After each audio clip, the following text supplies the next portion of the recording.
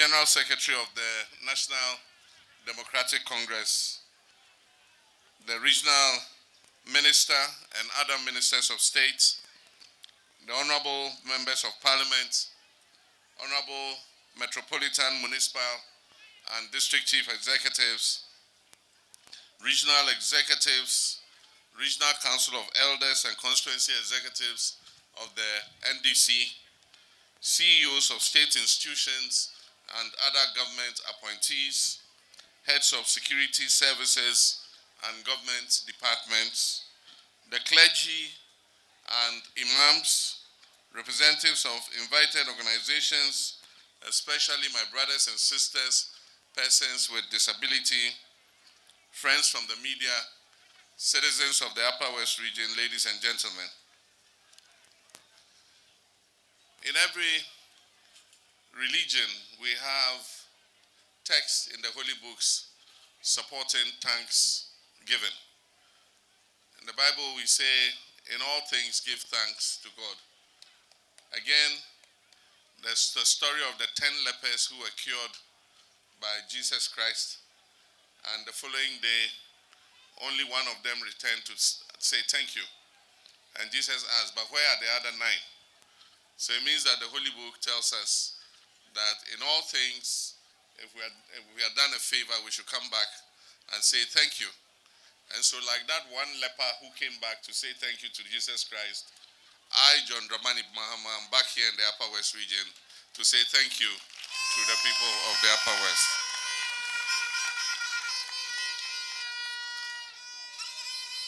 It is with a heart full of gratitude that I stand before you today in this noble land, this land of peace, pride, and perseverance.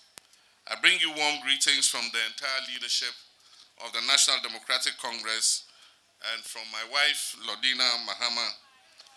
And I bring you the warm message of thank you. And I'll say, Yebarka, Yebarka.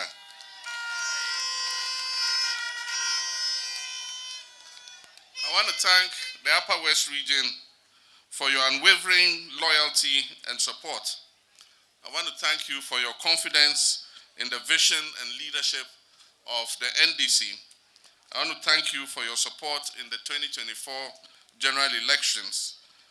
Your support was extraordinary. You stood firm, you spoke clearly, and you chose hope over despair, unity over division, and development over stagnation. I want to especially thank our chiefs from Jirapa to Kalio, from Tumu to Gwelu. We visited your palaces. You received me like a true son, and on election day, you came out in your numbers. In defiance of hardship, in the face of challenges, you voted decisively for me and the NDC party. I do not take this for granted, and I'll never forget the favor you have done me. I thank you for your overwhelming confidence in giving me 11 seats out of 11 in the Upper West region.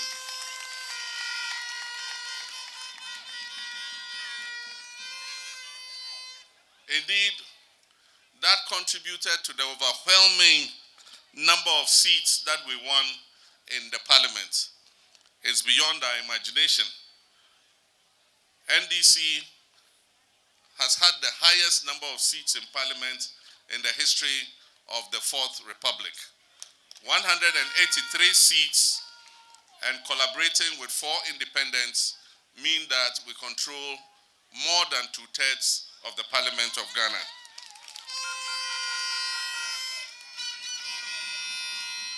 And the people of the Upper West region have played a great part in this by giving us all the 11 seats that were up for grabs in this region. The people of the Upper West region have always stood on the right side of history. The region has been a stronghold for democratic values, good governance, and justice. And I'm proud to say that once again you have reaffirmed your faith in the National Democratic Congress, not just as a political party, but as a vehicle for national transformation. I want to thank our traditional leaders for their wisdom and their quiet guidance, for providing moral direction in a time of political uncertainty. I want to thank our youth for your vibrant energy, for mobilizing and canvassing in the towns and hinterlands. I salute our women who led the door-to-door campaigns, organized community engagements, and held this movement together with grace and power. And especially I want to thank our party executives, our polling agents, our foot soldiers. You have been the backbone of this success we achieved. This region has been a source of some of the country's finest human resources, producing distinguished leaders who have played pivotal roles in every aspect of our national development. Even at the height of governance today, the Upper West region is well represented by distinguished sons and daughters whose dedication continues to shape our national progress. In my current administration, the region is well represented. The region can boast of the Honorable Abdul Rashid Pelpo, who is the Minister of Labor and Employment. The region can boast of the Honorable Charles Luanga Posing, who is the Upper West Regional Minister. Deputy Commissioner of Police Osman Abdul Razak, the National Security Coordinator, is from this region. The Director General of the Ports and Harbours Authority, Brigadier General Paul Seydou Tanya Kulono, is from this region. Malam Isa Ishak, the CEO of the Ghana Highway Authority, is from this region. Seydou Yonye, who has just been appointed CEO of Produce Buying Company Limited, is from this region. My daughter, Shamima Muslim, Deputy Government Spokesperson,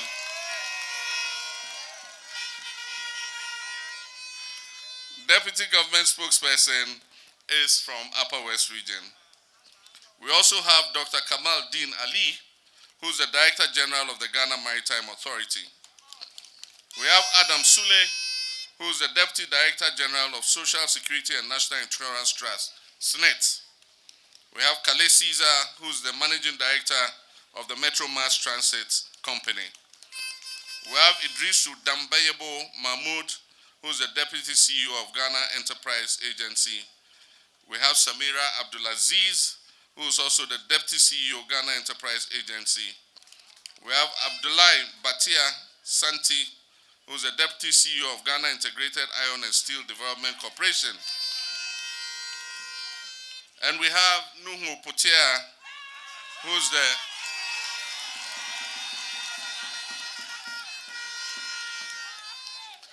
Deputy CEO of the Community Water and Sanitation Agency. These are distinguished sons of this region who are helping me to transform our nation, Ghana, and do the reset that we promised you.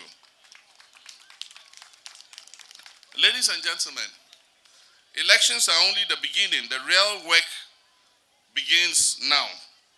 And I'm here not just to say thank you, but to reassure you that your voice has been heard. Your vote has a purpose, and that purpose is to bring development to the region. We are determined under the guidance of the NDC's 2024 manifesto to bring transformational change to every corner of Ghana, and especially to regions like the Upper West region that have long been underdeveloped, neglected despite its huge potential. Since taking over the reins of government, our focus has been on stabilizing the economy. We therefore presented to Parliament in March this year a budget which was aimed at severely trimming expenditure and channeling the saved revenue into priority programs as promised in our manifesto. I'm happy to report to you that our efforts to stabilize the economy have begun to yield results. And it is evident in the improved performance of our local currency and also a gradual reduction of prices of goods and services in the market. I wish to commend the Honorable Minister of Finance and the Governor of the Bank of Ghana, along with their teams, for the close collaboration and coordination they are displaying in this economic turnaround. I'm sure that by the time the Honorable Minister comes back to Parliament to present his mid-year review budget in August, we would have more good news for Ghanaians.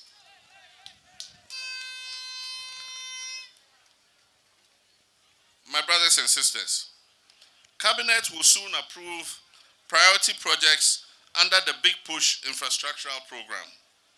Understandably, a significant number of these priority projects will be in the road sector. These works include the dualization of major highways, including the Accra-Kumasi, Accra-Takrade, Accra-Aflawo roads. We'll also tackle major bridges such as the Dambai Bridge, the Chia-Manfrom Bridge, rehabilitation of the Bupe Bridge, Daboya Bridge, and Yape bridges. We're also designing a new expressway between Accra and Kumasi, which will reduce the travel time between the two largest cities in Ghana to about 2.5 hours. During the campaign, we traveled on the terrible road network that has become characteristic of the Upper West region. In this region, under the Big Push, we are prioritizing the Wa Tumu Bolgatanga Trunk Road.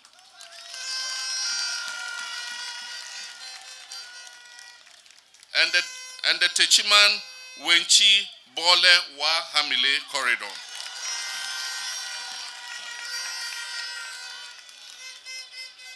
Sections of the Sola Fufuso Road will also be resurfaced to improve connectivity between the Upper West and the Savannah and Northern regions.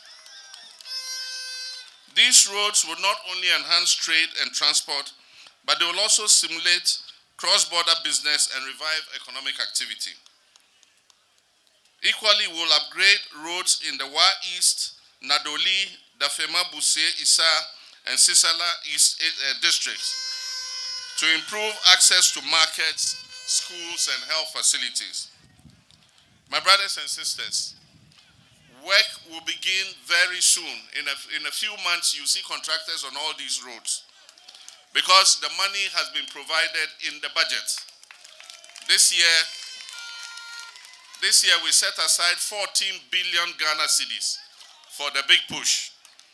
And the Finance Minister has assured me that all the contractors will get 15% mobilization to be able to mobilize to site. And he has also assured me that any contractor on the Big Push projects who presents his certificate for payment will be paid within 2 weeks of presentation of the certificate. So no contractor will have the excuse that he has not been paid. And so we want to see work continuing as soon as the contract is awarded. My brothers and sisters, we're also prioritizing agriculture under the Feed Ghana program. The Upper West region is expected to be a major beneficiary of this program. The NDC administration understands that farming is the lifeblood of this region. And so under the Feed Ghana and Agriculture for Wealth Creation agenda, we will construct and rehabilitate small and medium-scale dams across Sisala, Lambusie, and Wa East. We will invest in community-based irrigation schemes to promote dry season farming, such as the Kamba Irrigation Dam. We'll provide subsidized fertilizers, seeds, and improved mechanization services. Establish modern warehouses and cold storage facilities to reduce post-harvest losses. The region will also benefit from the farmers' service centers we intend to set up. And I cut short for the one in Gwelu in 2016 before I left office. Unfortunately, my administration was truncated and that project never took off. So one of the first to be established will be in the Upper West region in Gwelu to fulfill that promise that I made. We're going to ensure that farming becomes a viable and profitable occupation, especially for young people who are willing to go into agriculture. In education, we recognize the need to bridge the rural-urban gap. I've seen schools in this region where children still sit on the floor and where teachers lack the most basic resources. It is as a result of this that the Minister of Finance and the Minister of Local Government and Cabinet gave a directive that 80% of the revenue for the District Assembly's Common Fund must go directly to the districts. And we expect that the chief executives will provide furniture for schools that don't have it, will remove schools under trees and substandard school blocks, will provide CHIPS compounds where they are not available. And so a lot of responsibility is going to rest on the shoulders of our district chief executives.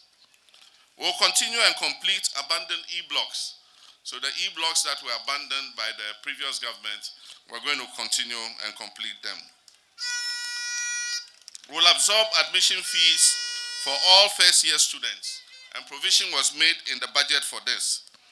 And so the money is going to be credited to the students, and it will be paid directly to the schools.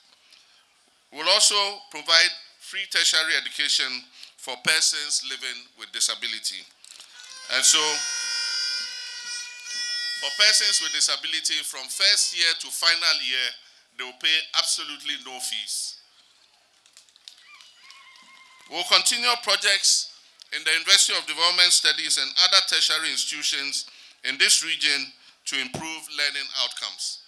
And I remember that Professor Tamils of blessed memory started a library complex and a multi-complex lecture hall in UDS, which was abandoned after NDC left office.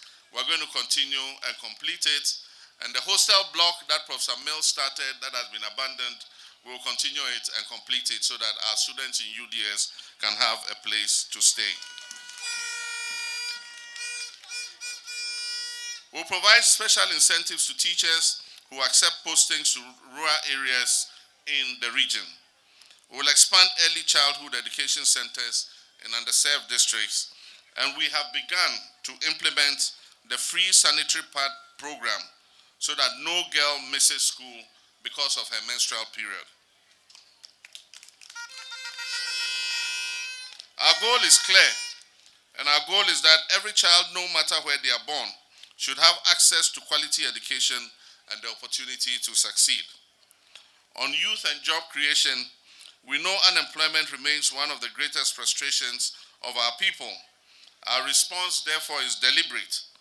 Under our National Apprenticeship Program, which I launched in Tamale 2 weeks ago, under the Jumara Initiative and the 1 Million Coders Program, we aim to provide opportunities for all our youth. And I expect that when these programs are fully operational, the youth of the Upper West region will take advantage of them. Funds are not a problem because resources have been provided in the 2025 budget for all these programs to take off. Thousands of young people in the Upper West region will be trained in various trades, including smoke weaving, welding, plumbing, electrical works, building construction, leather work, shea butter processing, and information and communications technology. Arrangements are far advanced to inaugurate the committee which will guide the establishment of the Women's Development Bank. This bank will offer products tailored to support women entrepreneurs, especially those engaged in agro-processing, livestock rearing, shea butter production, and market trading. We'll also support women's cooperatives to access markets, packaging and training, and ensure that they are not left behind in our economic recovery. In healthcare, I have listened to your concerns about access to specialists and the referral burden placed on families. Under the Mahama Cares program, we will expand access in the region for diagnosis and treatment of non-communicable diseases, including dialysis for kidney patients. We will expand CHIPS compounds with accommodation for staff. So all the existing CHIPS compounds will make sure that the nurses and the physician assistants working there have accommodation to live in the CHIPS compound so that they can provide care at any time. We're going to train, recruit, and post more nurses and midwives to the rural areas, to underserved areas. so that they can improve the health care of our rural populations. We'll also roll out later this year our free primary health care program. And under this program, any Ghanaian who goes to a CHIPS compound, a health center, a polyclinic, or a district hospital will not pay any fees, whether you have NHIS card or not.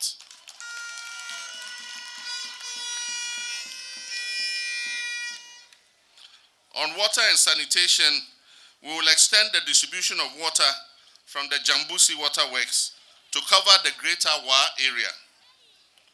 The Community Water and Sanitation Agency will also invest in drilling and mechanizing boreholes in small settlements, especially in the Wa East and Nandom districts. We will partner with district assemblies to improve public sanitation infrastructure and end open defecation. And finally, on peace and security, we are aware of the localized tensions, be they land-related, chieftaincy-based, or driven by cross-border activities, and we shall take action to ameliorate these. Our government will strengthen community policing systems, establish dialogue platforms between security agencies, traditional authorities, and youth groups.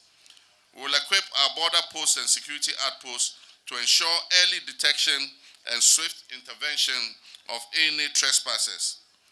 We will also soon start providing all our district police stations and strategic police posts with vehicles and equipment. This is meant to help them to fight the rampant spate of highway robbery, especially in this region. We cannot build development on a foundation of conflict. Unity and peace are essential for our collective progress. I'm here because you believed in me. I'm here because you believed that Ghana can rise again under my watch. I'm here because you stood firm, not for me alone, but for your children, for your grandchildren, and generations yet to come. And so let me assure you, your sacrifice will not be in vain.